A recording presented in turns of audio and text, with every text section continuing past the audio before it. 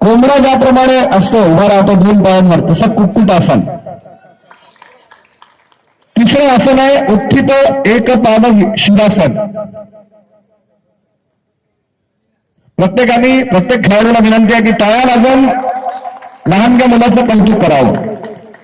चौथं आसन आहे एक सूर्य पद्मासन. पद्मासन आपण पाहिलेलं आहे, पण हे एक सूर्य पद्मासन आहे. त्यानंतरचा क्रम आहे हलासनाचा.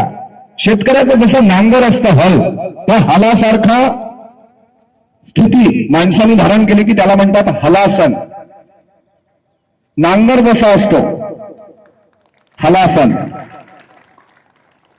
त्यानंतरचं आसन आहे बकासन.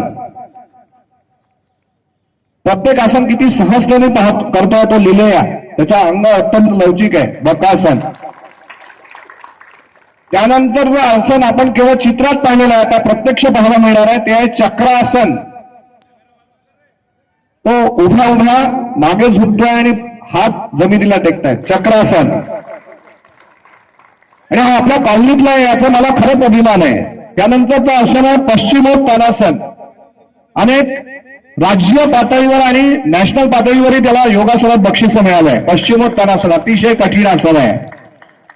त्यानंतरचं आसन पुन्हा केवळ चित्रात पाहतो असं शीर्षासन. आणि शीर्षासनात जो तो नंतर करणार आहे ते आहे ऊर्ध्व पद्मासन. आता हे पूर्ण शीर्षासन आहे. शीर्षासनामध्ये जेव्हा पद्मासन घातलं जातं तेव्हा ते होतं ऊर्ध्व पद्मासन. डोळ्यांचं पारणं फेडणारे हे आसनं आहेत. त्यानंतरचे 2 आसनं उरलेले, एक आहे मत्स्यासन.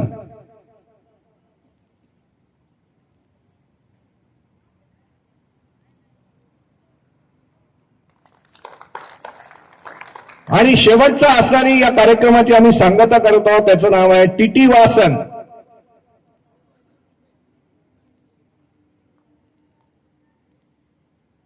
सगळ्यांनी टाळ्या वाजवून एकदा पुन्हा त्याचं कौतुक करूया आपण.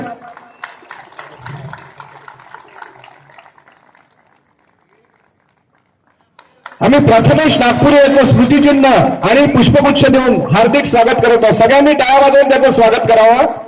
आम्हाला अभिमान आहे की आमचं टेक्निशियन 3 प्रशांत नागपुरे यांचा तो मुलगा आहे, आमच्या परिवारातला आहे, आमच्या कॉलनीतला आहे आणि इतकं सुंदर आसन त्यांनी सादर केलेलं आहे. धन्यवाद प्रथमेश. त्यानंतर